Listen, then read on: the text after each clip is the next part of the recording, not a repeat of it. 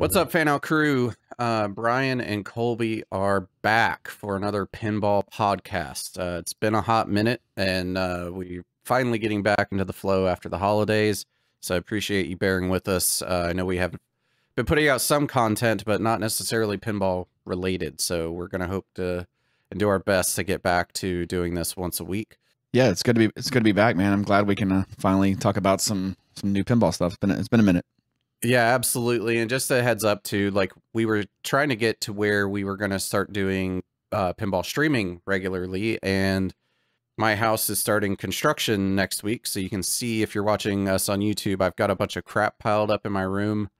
That is going to be getting worse over the next couple of days because they are gutting and redoing the main part of my house, and my office is serving as temporary storage space. So we'll get to streaming though once that is resolved, hopefully within the next couple of weeks. But we got a fun lineup of stuff since we haven't chatted in a while. I think the first up is going to be CERN Pinball's newest announcement and release, which is Rush Pinball. Kaneda got the rumors right once again.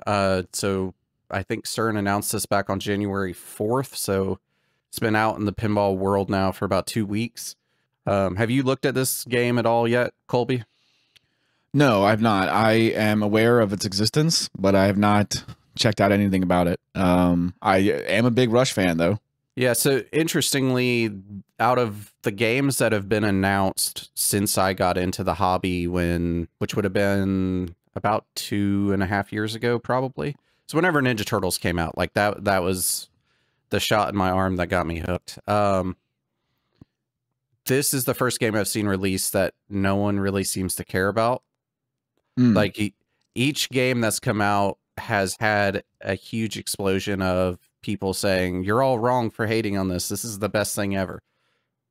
I don't think I've heard a single person say this is the best thing ever. So just the observation. I haven't played it. I haven't seen one in person, so I can't attest to its level of fun, but I can say I'm already not one for music pins just because I get tired of listening to the same music repeatedly. Sure. Were there other pins that were sort of in the short list to be finalists, or is that not public knowledge right now? Like, were there other ones they may have chosen instead of Rush? What do you mean, as far as themes go? Yeah, like was Stern did Stern give people, hey, here's a list of 5, or did they just I'm not super familiar with how their announcements go. So they're really tight-lipped with like, even if they've secured the license for a theme, they do not tell anyone about it, including distributors, until it comes out. So they're really stern in their convictions. Yes, I'll be here. exactly. I'll be here all week. Tip your waitress. Yeah, that was terrible. That's the point. But yeah, so it's intended to always be a surprise. Like, vendors find out and distributors find out typically the morning of announcement or the day before public announcement. So there's not a whole lot of lead time, which is also why distributors tend to have waiting lists. Like, I'm actually on a waiting list right now. I've told a distributor, if Doctor Who ever gets revisited as a game, I want an LE. Get it. But you have no idea if that's even on the table. Yeah, I don't even know if they're going to make it, and it might be terrible, but I'm on that list because I want the option of getting it when it comes out. And it may come out and the LE looks like crap and I don't want it, and so I just move on. I say, yeah, never mind. But I've at least reserved a spot. That's cool. But anyways, this game is designed by this. I'm just going to kind of quickly go through who made it and what we think. So, lead game designer John Borg. Colby, that doesn't mean a lot to you, but that's the same lead game designer as Ninja Turtles. Yeah, I actually did know that one. Oh, okay.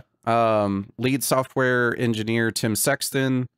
Lead mechanical engineer Elliot Eisman. Technical lead artist Paul Chomnenkit, which I probably just butchered the name of. This is, I think, a new artist. I've not heard his name before. Michael Barnard did the art packages for this game. So this one is not Zombie Yeti. It is not. I'm pretty sure this is a new to Stern artist. I don't know if they're completely new to pinball. Lead sound engineer Bob Baffy, and computer graphics are done by Chuck Ernst. I actually think the computer graphics on this and the videos I've seen is actually one of the stronger game animations that Stern has come out with. It looks good. Pricing, this is still at the elevated pricing that Stern moved up to from Godzilla. So the Pro is at $6,899 MSRP, premiums $8,999, and then unlimited edition, if you can get one, $11,099. So they're still sticking to that. I do not know how well received the LEs have been. I've not seen a lot of people trying to secure LEs like I did with Godzilla, where everyone was going nuts trying to figure out how to get one. Don't they all pretty much sell out anyway? Like LEs from Stern, don't they pretty much all? They do.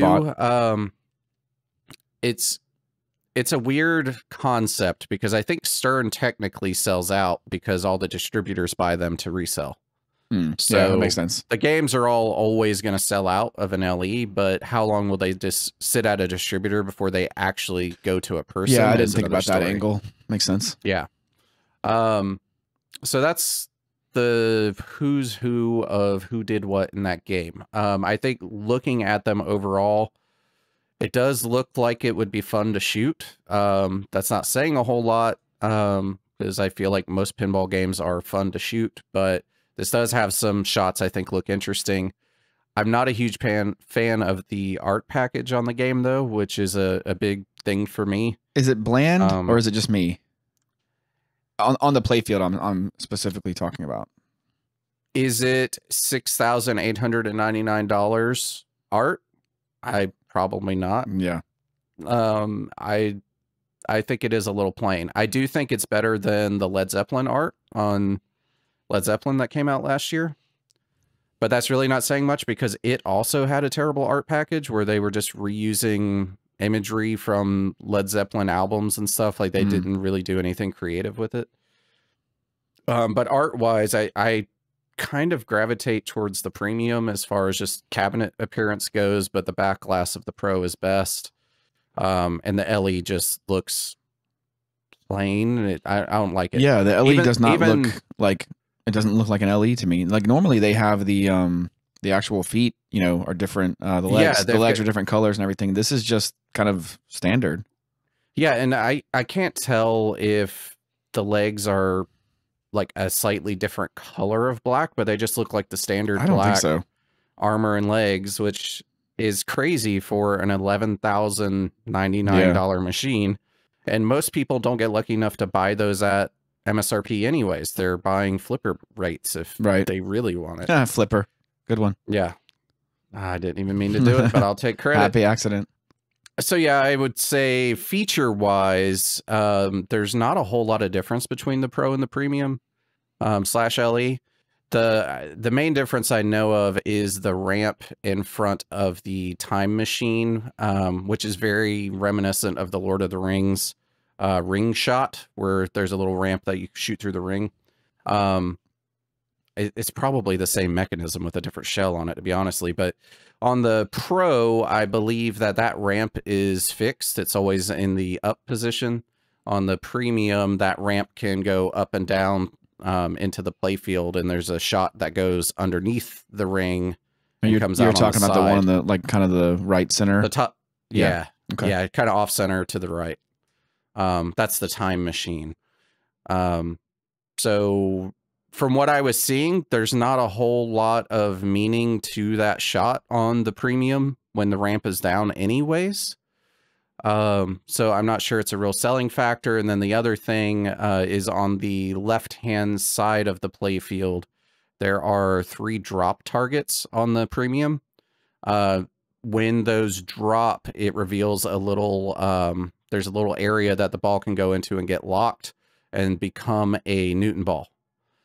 So there does look to be some interesting mechanic to that, but I don't know that it's worth the price difference between the Pro and the Premium. Looking at the Premium, I agree it has the best art package as far as the side art. It's the more I guess it's the simpler one. Like it's not quite so in your face as the other ones, but the back glass on the Pro is definitely better, especially because of the symmetry factor. I'm a big symmetry guy.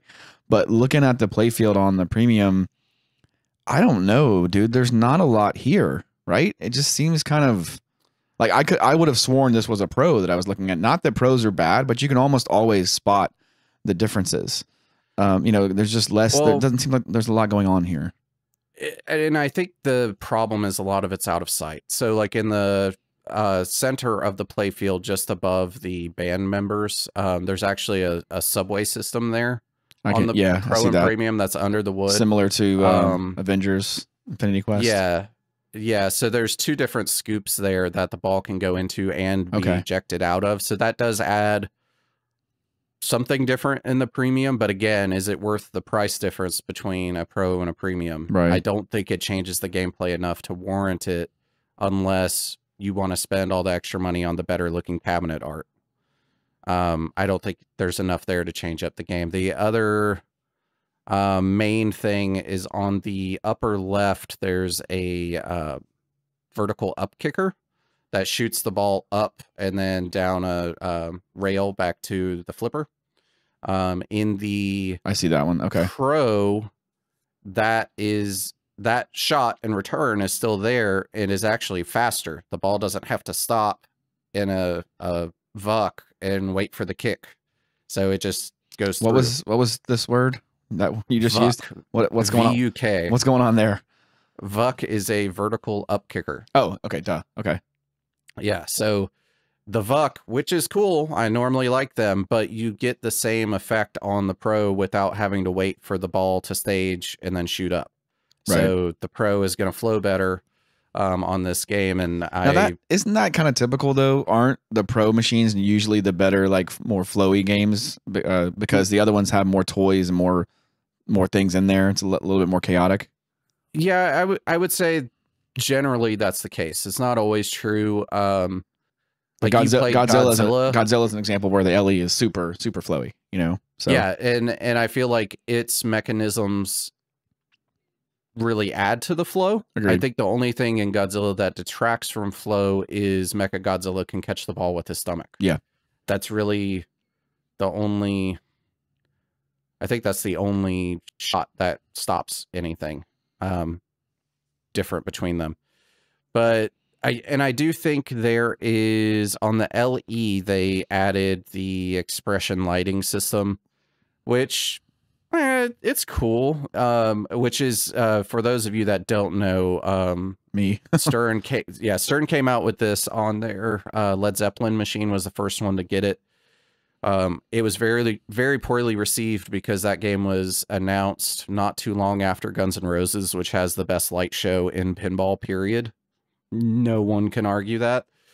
But the expression lighting system is on the inner art blades. They've got, you know, a decal for art, but there's actually cutouts in the wood with RGB lights, like kind of ingrained in that side rail. So it's not as much of a difference as like Penn Stadiums would be, but it's still more immersive than just the standard light package. Yeah, because like just counting them, when there's like maybe 20 on each side, 20 lights on each side, which isn't a whole lot. It looks better than not having lights there, but at the same time, you're competing with the light show of Guns N' Roses, and I feel like I remember being kind of embarrassed for Stern when Led Zeppelin was announced and seeing their expression lights and then bragging about them after just having seen Guns N' Roses. It just felt... I remember then saying Stern should have seen Guns N' Roses, has been like, oh shit, we can't release Led Zeppelin. We've got to go back to the drawing board and do something. Right. And they didn't. So again, even with the LE LE's got the worst art, doesn't have any good like powder coating or anything. The expression lighting system's not worth the $3,000 or $4,000 price difference, and neither is the number on it either, like 1 of 1,000 or whatever number you end up with. But it'd be one thing if the LE was the only model that had the you know, the connected. What is it called? The Insider connected. Yeah, it'd be different if that was the only one that even had that option, but it doesn't. Yeah, I don't know. And again, I think it's a game that does look like it would be fun to play. I do think it's deceptive in that looking at it from the top down, it doesn't look like there's a lot of shots, but there's a lot of hidden shots in this. Yeah, I mean, I can't judge it until I play it, you know. Yeah.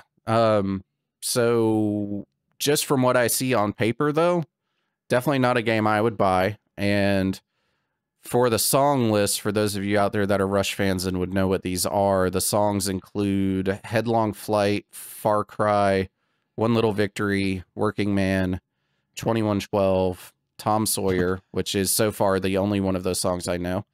The Spirit of Radio, Free Will, Cygnus X1, Book 1, The Voyage, and Book 2, Hemisphere, The Big Money, Subdivisions, Limelight, Fly By Night, okay, La Villa, Strangiato, Bastille Day, and Red Barchetta. I literally know one or two songs. For a second there, I thought you weren't gonna say Limelight, and I was like, well, this is a fail. 2112 is excellent. It's like 21 minutes long.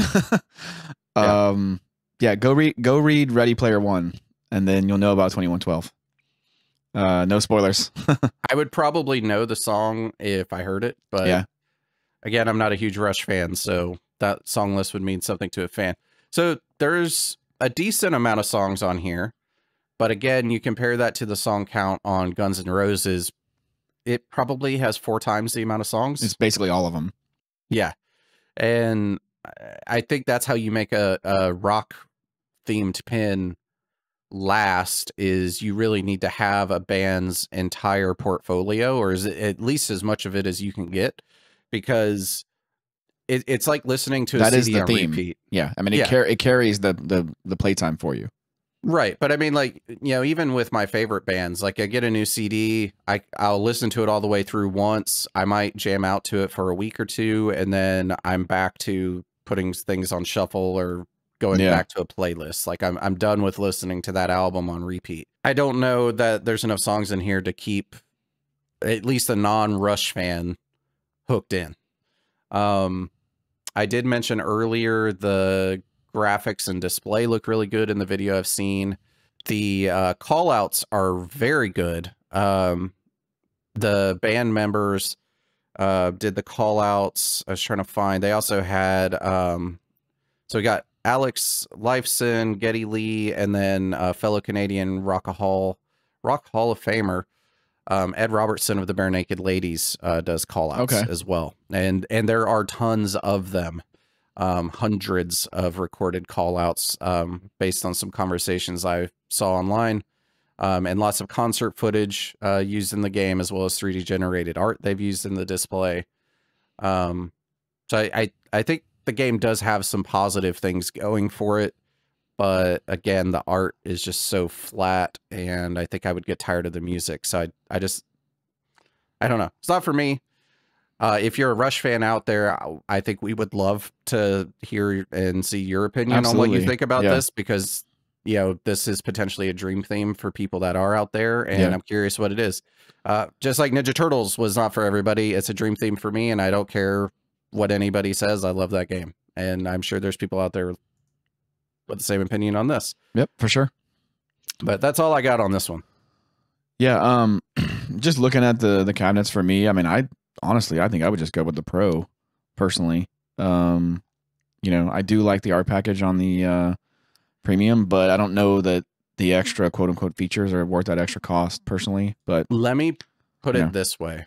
If someone walked up to me and said, hey, Brian, you just want a free Rush pinball machine, which one do you want? I would ask myself, if I actually would keep the game, I want the Pro. If I'm going to take the game and sell it, I want the LE. Yeah, but I mean, that's any game, though, pretty much. Yeah. Not necessarily any game, but... Yeah, I mean, but I think the Pro, like, if you gave me my pick of them, the Pro... I don't like the LE at all, just personally. I like the Premium a lot overall, but I don't know that it's worth the extra cost. So, what else you got? Yeah, so Stern has also been pushing out some code updates pretty frequently, and I think the biggest news out of all of those if you follow Stern at all, is every time they release a code update, the comments are full of memes and gifs of people complaining that the Munsters never gets any love, Oh, and geez. that the game is incomplete and it needs to be updated. Did they do anything? And guess what? They fixed it? Since the last time we met and did a pinball podcast, there have been 2. Oh, wow. Count them, 2 Munsters code updates. And not only did they add connectivity for Stern Insider Connected, which is great. They also added some new game modes in multi-balls and did some game adjustments. What do you think took so long? Did they just not care? I mean, they were pumping out other games, or I mean, what's the deal? From what I see is I am under the impression, and I've heard that Stern's code team is very small. And so you have a lot of lead coders. I believe Munsters was coded by the same person as Ninja Turtles, Dwight Sullivan. Sounds like a good guy.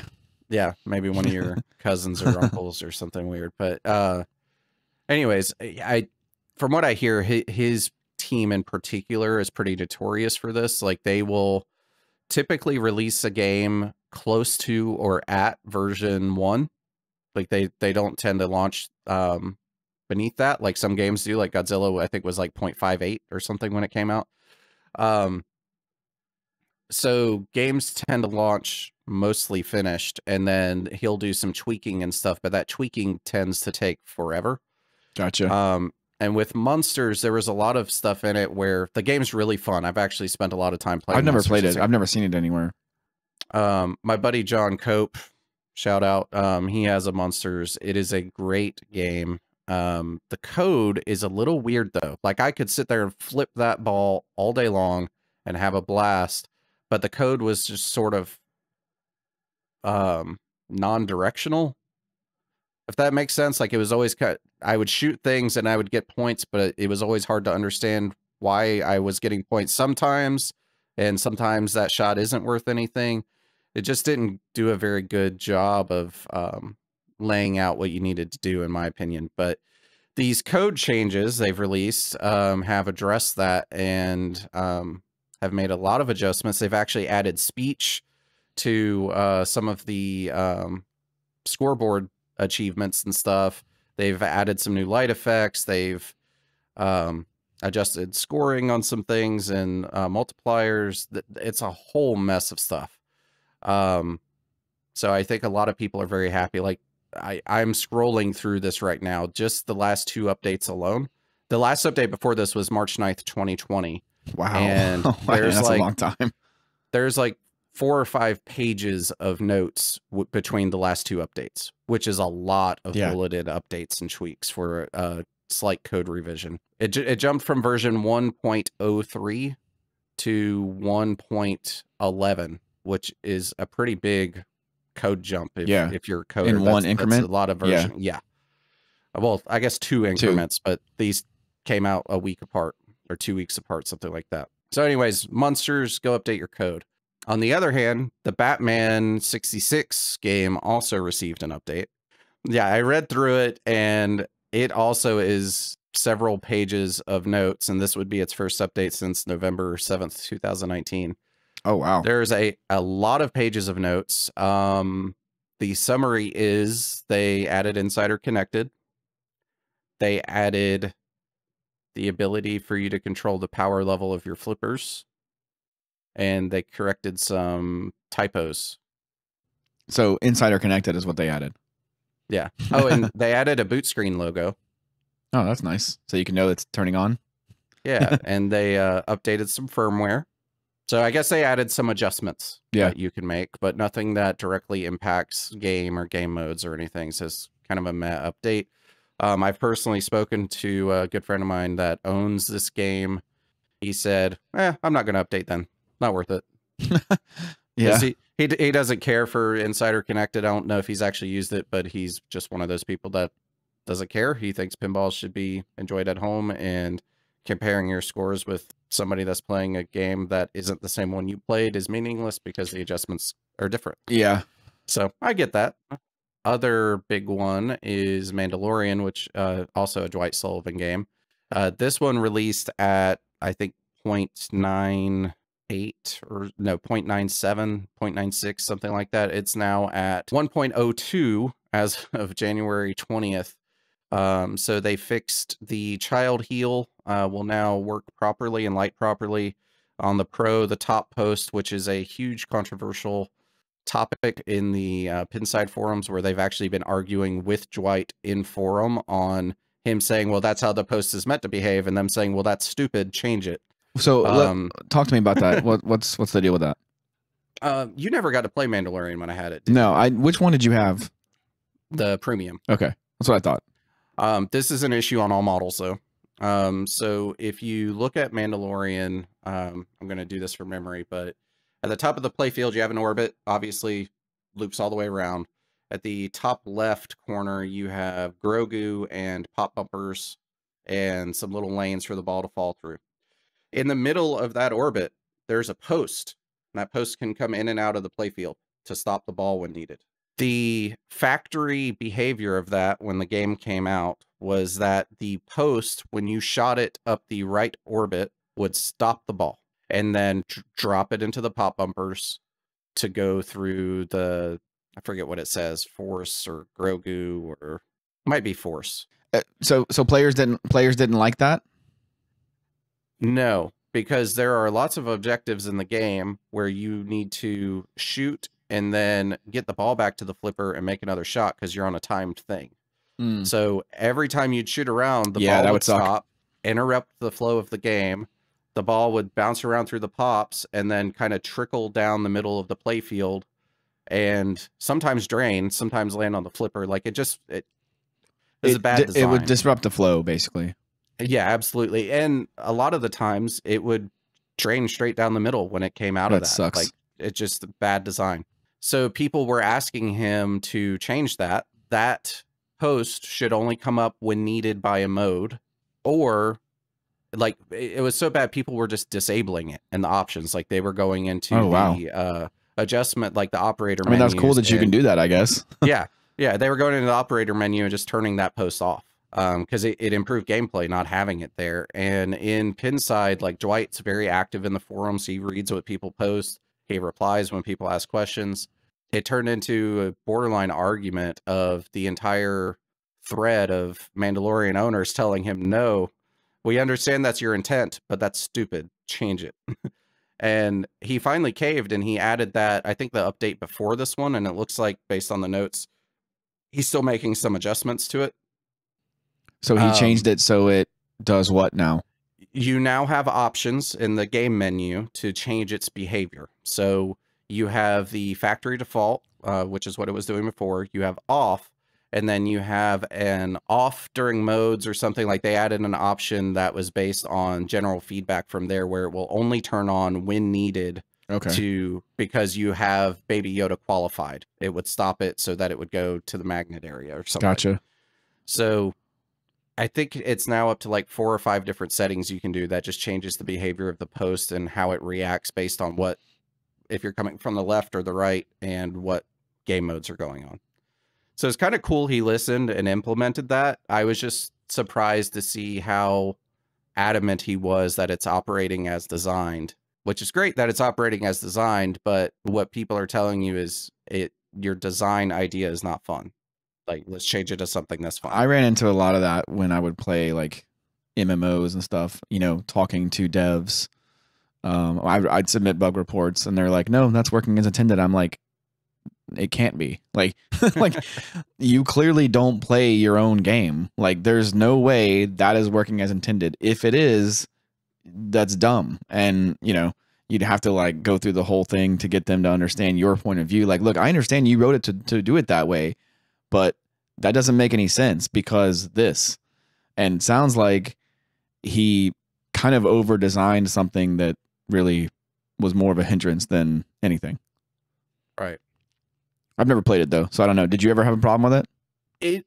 It was a minor annoyance at first, and then when I started reading this forum and seeing other people's ideas, I was like, man, you're right. Yeah. That'd be so much better if it acted that way. And I tried it with it off. I was like, the game feels better with it off. But now with it off, the ball never goes into the pop bumpers, and I want it to go into the poppers yeah. sometimes. So why are they Like, even I there? just, yeah, like I need the behavior of this post to change to fully appreciate it.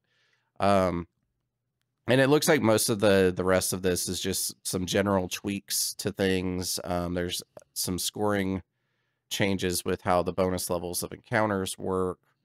They changed some stuff up in the shop.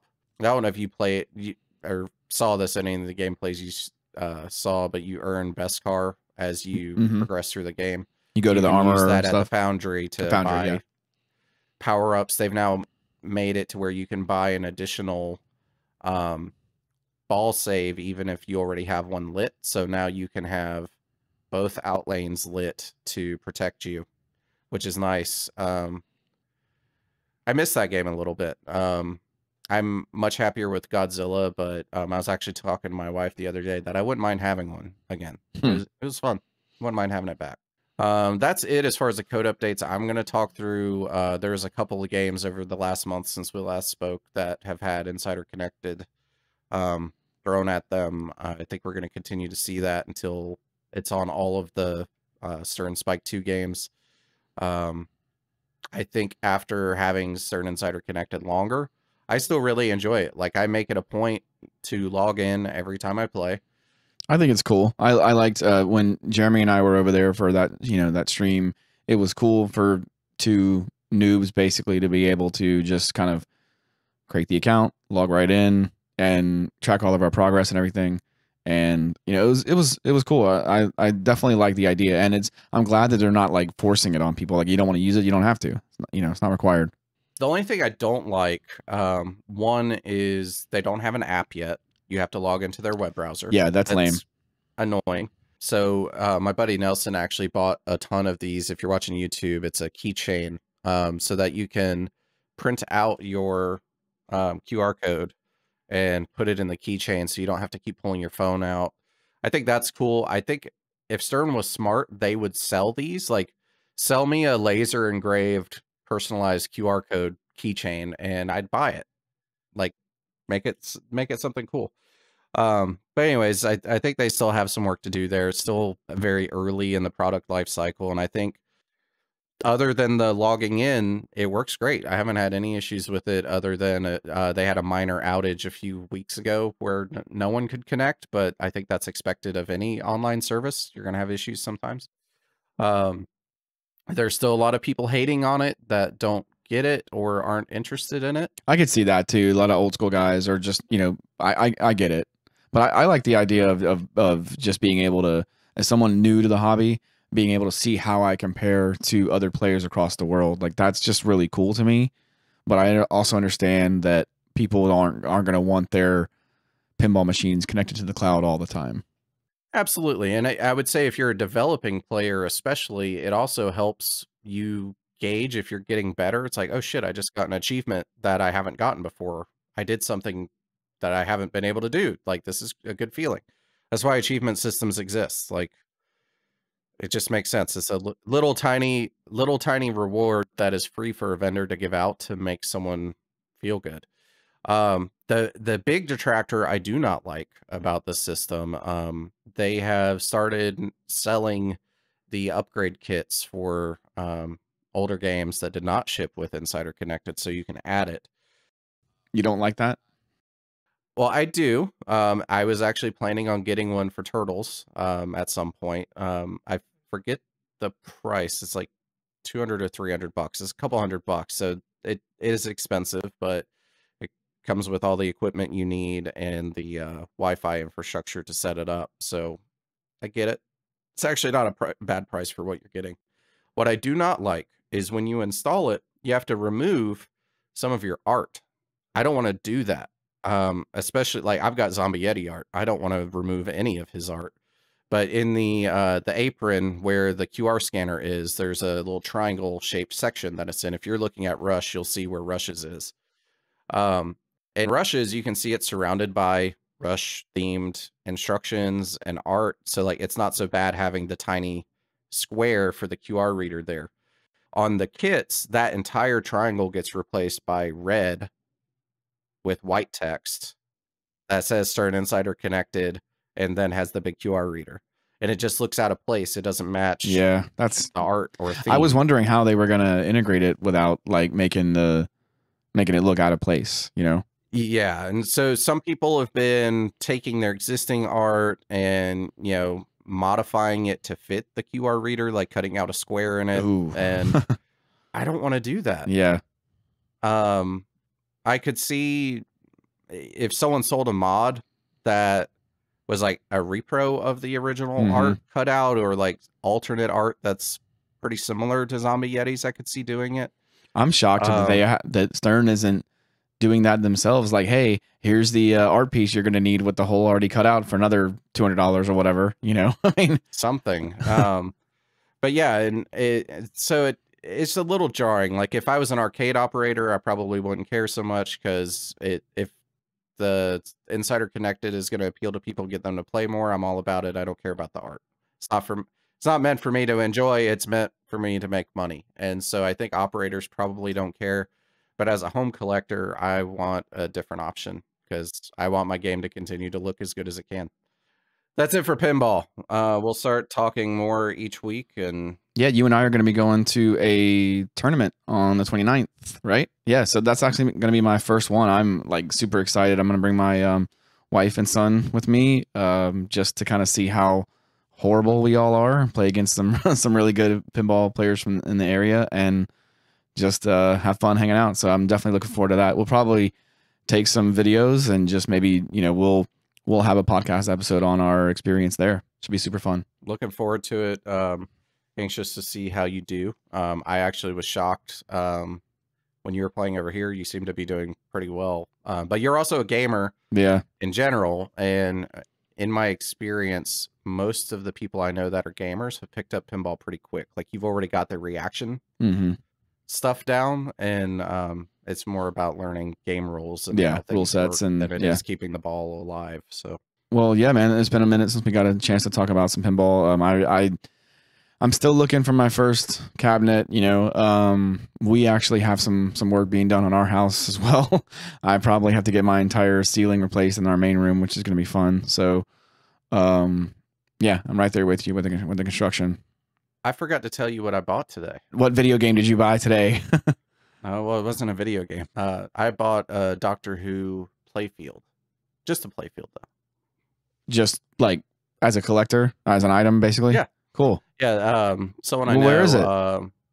It's not here. It's going to ship from Tampa next week. But someone found like an arcade operator that was closing and liquidating all their stuff, and she bought an entire warehouse full of arcade games and parts and pinball stuff. And where are you gonna? What are you gonna do with it? Just put it on the wall or a door or something?